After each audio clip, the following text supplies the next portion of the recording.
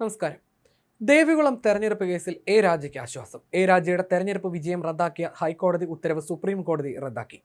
A രാജയുടെ തെരഞ്ഞെടുപ്പ് supreme കോടതി ശരിവെച്ചു. A രാജയ്ക്ക് MLA തുടരാം. രാജയ്ക്ക് പട്ടിക വിഭാഗം സീറ്റിൽ മത്സരിക്കാൻ അർഹതയുണ്ടെന്ന് കോടതി നിരീക്ഷിച്ചു. 2 വർഷം നീണ്ടുനിന്ന നിയമയുദ്ധത്തിനൊടുവിലാണ് എ രാജയ്ക്ക് അനുകൂലമായ വിധിയുണ്ടായിരിക്കുന്നത്. MLA എന്ന നിലയ്ക്കുള്ള എല്ലാ ആനുകൂല്യങ്ങളും നൽകണമെന്ന് സുപ്രീം കോടതി വ്യക്തമാക്കി. എതിർ സ്ഥാനാർത്ഥിയായിരുന്ന D. കുമാറായിരുന്നു രാജയ്ക്കെതിരായ ഹർജി നൽകിയത്. തെരഞ്ഞെടുപ്പ് ഫലം റദ്ദാക്കിയതിനെതിരെ എ രാജ MLA നൽകിയ അപ്പീലിലാണ് സുപ്രീം കോടതി വിധി പ്രസ്താവിച്ചിരിക്കുന്നത്. ജഡ്ജിമാരായ A. അമാനുള്ള, PK മിശ്ര എന്നിവരടങ്ങിയ ബെഞ്ചാണ് കേസിൽ വിധി പറഞ്ഞത്.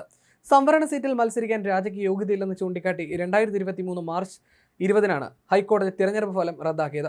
നേരത്തെ സുപ്രീം കോടതി ഹൈക്കോടതി വിധിക്ക് ഇടക്കാല സ്റ്റേ നൽകിയിരുന്നു. തമിഴ്നാട്ടിൽ നിന്നുള്ള മൂന്നാറിലേക്ക് കുടിയേറിയ ഹിന്ദു പറയർ വിഭാഗക്കാരായ മാതാപിതാക്കൾക്കുണ്ടായ മകനാണ് തന്റെ പിതാവെന്ന് രാജ സുപ്രീം കോടതിയിൽ വാദിച്ചിരുന്നു. 1950 മുൻപ് കുടിയേറിയതിനാൽ കേരളത്തിലെ സംവരണത്തിന് അർഹതയുണ്ടെന്നും രാജ വാദിച്ചു.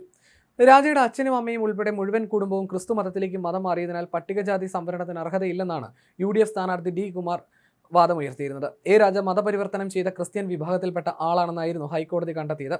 എ രാജയുടെ തെരഞ്ഞെടുപ്പ് വിജയം റദ്ദാക്കണമെന്നും തന്നെ വിജയായി പ്രഖ്യാപിക്കണമെന്നും ഹൈക്കോടതിയോട് D. കുമാർ ആവശ്യപ്പെട്ടിരുന്നു. 2023 നടന്ന തെരഞ്ഞെടുപ്പിലാണ് എ രാജ CPM സ്ഥാനാർത്ഥിയായി മത്സരിച്ച് ദേവികുളത്ത് നിന്ന് വിജയം നേടുന്നത്.